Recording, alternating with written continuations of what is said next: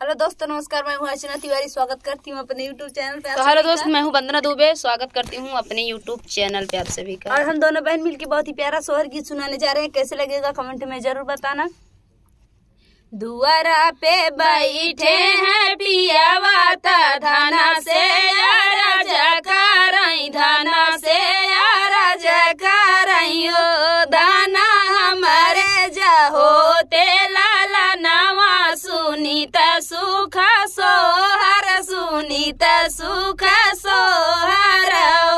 दाना हमारे जाहो तेला नवा सुनीता सुखा सोहर सुनीता सुखा सोहर तनी बचन सुनी धनिया पियावा से बोलाई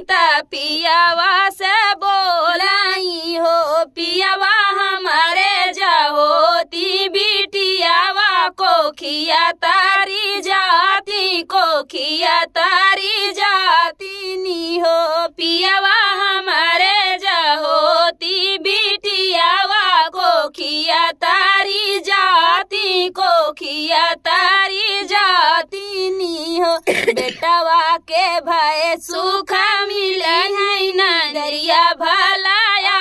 वैनी दरिया भलाया भाई हो धाना बिटिया के जाना में नी दरिया या नु नहीं भागी जाती या पुनई भागी जाती नी ओ धाना बिटिया के जाना में नी दरिया या पुनई भागी जाती आ पुनई भागी जाती नी ओ बेटवा जरा जा पाठा देखी है पतोहू घर आई है पतोहू घर आई है ओ धाना बिटिया ता दूसरे देश जाई है अकेला रही जा भैया अकेला रही जा भाई हो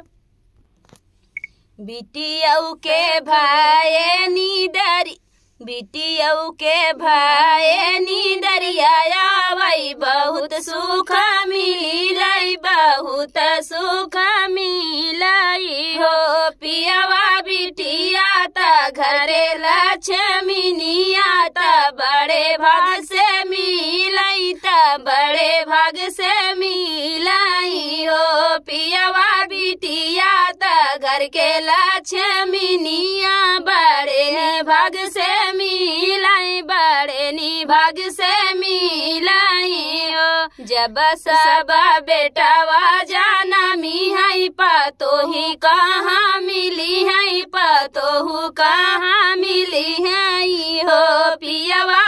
पनाई घर के बिटियावा पतोहा बन के जाती पतोहू बन के जाती नी हो पियावा